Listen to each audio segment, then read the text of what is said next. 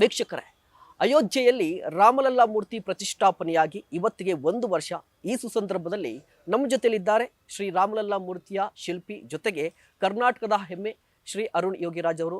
Sir ನಮಸ್ತೆ, ಕಾರ್ಯಕ್ರಮಕ್ಕೆ ಸ್ವಾಗತ. ನಮಸ್ತೆ ಸರ್, 1 ವರ್ಷ ಕಳೆದಿದೆ ಸರ್. ಈ ಸಂದರ್ಭದಲ್ಲಿ ನಿಮ್ಗೆ ಏನು ಅನಿಸ್ತಾ ಇದೆ, ಎಷ್ಟು ಖುಷಿ ಇದೆ ಅಂತ?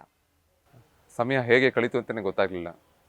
ಯಾಕಂದರೆ ಇದಾದ ಉದ್ಘಾಟನೆ ಆದ ನಂತರ ಬೇರೆ ರಾಜ್ಯಗಳಿಗೆ, ರಾಜ್ಯದ ಬೇರೆ ಬೇರೆ ಜಿಲ್ಲೆಗಳಿಗೆ, ಬೇರೆ ದೇಶಗಳಿಗೆ ಎಲ್ಲರ ಪ್ರೀತಿಯನ್ನು ನೋಡ್ತಾ ನೋಡ್ತಾ ಈ 1 ವರ್ಷ ಕಳೆದೋಗಿದ್ದೆ ನನಗೆ ಗೊತ್ತಾಗಲಿಲ್ಲ. ಬಹಳ ಒಂದು ದೊಡ್ಡ ಮೈಲುಗಲ್ಲು. ನಮ್ಮ ಭಾರತ ಭಾಳ ವರ್ಷಗಳಿಂದ ಕಾದಿತ್ತು. ಈಗ ಅದು ಮುಗಿದು 1 ವರ್ಷ ಕೂಡಿ ಬಂದಿದೆ, 1 ವರ್ಷ ತುಂಬಿದೆ. ಅಯೋಧ್ಯೆಯಲ್ಲಿ ಜನಸಾಗರವನ್ನು ನೋಡಿ ನನಗೂ ಸಹ ಆಶ್ಚರ್ಯವನ್ನೇ ಆಯಿತು. ಏಕೆಂದರೆ ಇಂಥ ಒಂದು ದೊಡ್ಡ ಕೆಲಸಕ್ಕೆ, ಇಂಥ ಒಂದು ದೊಡ್ಡ ಜಾಗದಲ್ಲಿ ಹೇಗೆ ಇದೆಲ್ಲ ನಡೆದೋಯ್ತು ಅನ್ನೋದು ಈಗ ಇತಿಹಾಸ ನನಗೆ. ಕೆಲವೊಮ್ಮೆ ಆಶ್ಚರ್ಯನೂ ಆಗುತ್ತೆ. ಮೈಸೂರಿನಿಂದ ಅಲ್ಲಿವರೆಗೆ ಹೋಗಿ ಹೇಗೆ ಈ ಕೆಲಸ ನನ್ನ ಕೈಯಿಂದ ಆಯಿತು ಅನ್ನೋದು ಕೆಲವೊಮ್ಮೆ ಎಲ್ಲೋ ಕನಸಿನ ಲೋಕದಲ್ಲಿ ಆಯಿತು, ಅಥವಾ ಇದು ನಡೆದೇ ಇಲ್ವೇನೋ ನನ್ನ ಜೀವನದಲ್ಲಿ. ಈ ರೀತಿಯಾದ ಒಂದು ಭಾವನೆಯಲ್ಲೇ ನಾನು ಜೀವನ ನಡೆಸ್ತಾ ಇದ್ದೀನಿ. ಸರ್, ಮುಖ್ಯವಾಗಿ ಈ ಹಿಂದೆ 1 ವರ್ಷದ ಹಿಂದೆ ನೀವು ಸಾಮಾನ್ಯ ಕರ್ನಾಟಕದ ಶಿಲ್ಪಿ, ಈಗ ಕರ್ನಾಟಕದ ಹೆಮ್ಮೆ ಆಗಿದ್ದೀರಾ. ಇದು ಯಾವ ರೀತಿ ಬದಲಾವಣೆ ಕಾಣಿಸ್ತಾ ಇದೆ ನಿಮ್ಮಲ್ಲಿ ಅಂತ ಹೇಳಿ? ಈ ವೃತ್ತಿ ಜೀವನದಲ್ಲಿ ಏನಾದರೂ ಬದಲಾವಣೆ ಇದೆಯಾ? ವೈಯಕ್ತಿಕವಾಗಿ ಎಷ್ಟು ಬದಲಾವಣೆ ಕಾಣ್ತಾ ಇದೆ ನಿಮಗೆ ಅಂತ? ಈಗ ನನ್ನಲ್ಲಿ ಯಾವುದೇ ರೀತಿ ಬದಲಾವಣೆ ಆಗಿಲ್ಲ. ಸಾಮಾನ್ಯವಾಗಿ ಅವಾಗಲೂ ಕೆಲಸ ಮಾಡ್ತಿದ್ದೆ, ನೀವು ಈಗ ಬಂದರೆ ಇವಾಗಲೂ ನಾನು ಕೆಲಸ ಮಾಡ್ತಾ ಇದ್ದೀನಿ.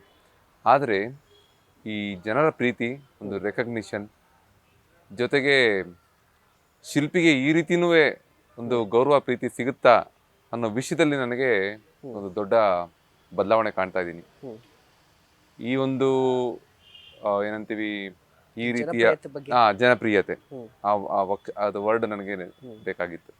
ಈ ರೀತಿಯ ಜನಪ್ರಿಯತೆ ನಮಗೆ ಸಾಮಾನ್ಯವಾಗಿ ಈ ಸ್ಕಲ್ಪ್ಟರ್ಸ್ಗೆ ಸಿಗೋದೇ ಇಲ್ಲ. ಹೌದು, ತುಂಬಾ ಕಡಿಮೆ. ಬಹಳ ಬೇರೆ ಕ್ಷೇತ್ರದಲ್ಲೂ ಅಷ್ಟೇ, ಕೆಲವೊಂದು 2-3 ಕ್ಷೇತ್ರಗಳಲ್ಲಿ ಬಿಟ್ಟರೆ ಬೇರೆ ಯಾವ ಕ್ಷೇತ್ರದಲ್ಲೂ ಈ ಥರ ಒಂದು ಜನಪ್ರಿಯತೆ ಸಿಗೋದಿಲ್ಲ. ಇದು ಜನಪ್ರಿಯತೆಗಿಂತ ಒಂದು ಮಟ್ಟ ಬೇರೆ ಲೆವೆಲ್ಗೆ, ಅಂದ್ರೆ ಒಂದು ಮಟ್ಟ ಬೇರೆ ಅಂತ ಹೇಳ್ಬೋದು. ಮಾಡ್ಬೋದಾ ಅಂತ ಹೇಳಿ, ಈಗ ಕರ್ನಾಟಕದ ಶಿಲ್ಪಿ ಆಗಿದ್ರೆ ಈ ಹಿಂದೆ, ಈಗ ಎಲ್ಲರೂ ಕೂಡ ನಿಮ್ಮನ್ನ ಒಂದು ರೀತಿಯಾಗಿ ವಿಶೇಷ ಸ್ಥಾನದಲ್ಲಿ ಇಟ್ಟಿದ್ದಾರೆ ಅಂತ, ಒಂದು ಗೌರವನೀಯ ಪೂಜನೀಯ ಸ್ಥಾನದಲ್ಲಿ ಇಟ್ಟಿದ್ದಾರೆ ಅಂತ ನಿಮ್ಮನ್ನ. ಒಂದು ಅದು ನಿಜ. ಆದರೆ ನನ್ನ ಮನಸ್ಸಿನಲ್ಲಿ ಮಾತ್ರ ನಾನೊಬ್ಬ ಶಿಲ್ಪಿಯಾಗಿ ಉಳ್ಕೊಂಡಿದ್ದೇನೆ. ಯಾಕಂದ್ರೆ ಅದು ಬಿಟ್ಟು ನನಗೆ ನನ್ನ ನಂಬಿಕೆ, ನಾವು ಮನುಷ್ಯರಾಗಿ ಹುಟ್ಟದ ಮೇಲೆ ಮನುಷ್ಯರಾಗಿ ಹೋಗ್ಬೇಕು. ಅದು ಬಿಟ್ಟು ನಮಗೆ ಬೇರೆ ಆಗ್ಲಿಕ್ಕೆ ಏನು ಏನಂತೀವಿ, ಅದು ಬೇರೆ ಆಗ್ಲಿಕ್ಕೆ ಅವಕಾಶಗಳಿಲ್ಲ ನನ್ನ ಮನಸ್ಸಿಗೆ. ಆದ್ರೆ ನಾವು ಮಾಡುವಂತ ಕೆಲಸಗಳಲ್ಲಿ ಆ ಶ್ರದ್ಧಾ ಭಕ್ತಿಯನ್ನ, ಆ ದೈವತ್ವವನ್ನ ನಾವು ಮಾಡಿ ತೋರಿಸ್ಬೋದು. ಅದು ನಮ್ಮ ಒಂದು ಶಕ್ತಿಗೆ ಸಂಬಂಧಪಟ್ಟಿದ್ದು. ಈ ತರದ ಒಂದು ಏನಂತೀವಿ ಜೀವನವನ್ನ ಮಾಡ್ತಾ ಮಾಡ್ತಾ ಪ್ರೀತಿಯ ಜೊತೆಗೆ ಎಲ್ಲರ ಮನಸ್ಸಿನಲ್ಲಿ ಅವರ ಮನೆಯ ಮಗನೇ ಎಲ್ಲೋ ಈ ಕೆಲಸ ಮಾಡಿದ್ದಾನೇನೋ, ಹೌದಾ, ಹೇಗೆ ಅನ್ಸುತ್ತೆ ಅಂದ್ರೆ, ನಾನು ಇದು ಬಿಟ್ಟು ಬೇರೆ ದೇಶಕ್ಕೆ ಹೋದಾಗ್ಲೂ ಸಹ ಅಷ್ಟು ಸಾವಿರಾರು ಸಂಖ್ಯೆಯಲ್ಲಿ ನಮ್ಮ ಭಾರತೀಯರು ಬಂದು ನೋಡುವಂಥದ್ದು. ಕೆಲವೊಮ್ಮೆ ಅನ್ಸುತ್ತೆ ಅವರ ಸಮಯ, ಅಮೂಲ್ಯವಾದ ಸಮಯನ ಬಿಟ್ಟು ಹೇಗೆ ಏನಕ್ಕೆ ಒಬ್ಬ ಶಿಲ್ಪಿಯನ್ನು ನೋಡೋಕ್ಕೆ ಬಂದಿದ್ದಾರೆ. ಅದು ಯಾವಾಗ ನಾನು ಆ ಸಮಯದಲ್ಲಿ ನನ್ನ ಮನಸ್ಸಿನಲ್ಲಿ ನಾನು ಈ ರೀತಿ ಯೋಚನೆ ಮಾಡ್ತೀನಿ, ಇದು ನಾನಲ್ಲ, ಒಬ್ಬ ಶಿಲ್ಪಿಗೆ ಸಿಗ್ತಾ ಇರೋ ಗೌರವ, ಒಂದು ಶಿಲ್ಪಕಲೆಗೆ ಸಿಕ್ಕ ಗೌರವ, ಇದು ನನ್ನ ಥರ ತೆಗೆದಾಕಿ ಒಬ್ಬ ಶಿಲ್ಪಿಯಾಗಿ ನಾನು ಅವರ ಪ್ರತಿನಿಧಿಯಾಗಿ ಅವ್ರ ಮುಂದೆ ನಾನು ನನ್ನನ್ನು ಬಿಂಬಿಸ್ಕೊಳ್ಳಿಕ್ಕೆ ನಾನು ಇಷ್ಟಪಡ್ತೇನೆ. ಬಟ್ ಈ ಒಂದು ಡೆವಲಪ್ಮೆಂಟಿಂದ ನಮ್ಮ ಒಂದು ಶಿಲ್ಪಿಯ ಕುಟುಂಬ ಅಥವಾ ಒಂದು ಕಮ್ಯುನಿಟಿ ಅಂತ ಹೇಳ್ತೇನಿರ್ತೀವಿ, ಎಲ್ಲರಿಗೂ ಒಂದು ಹರ್ಷ ಇದೆ.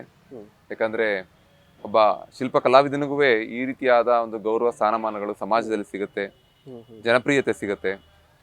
ಜೊತೆಗೆ ನಮ್ಮ ಶಿಲ್ಪಕಲೆಯ ಬಗ್ಗೆ ಈ ಒಂದು ಉದ್ಘಾಟನೆ ಆದ ನಂತರ ಪ್ರತಿಷ್ಠಾಪನಾ ವಿಧಿವಿಧಾನದ ಬಗ್ಗೆ ನಮ್ಮ ಜನರಲ್ಲಿ ಒಂದು ಸಣ್ಣ ಅರಿವು ಬಂದಿದೆ.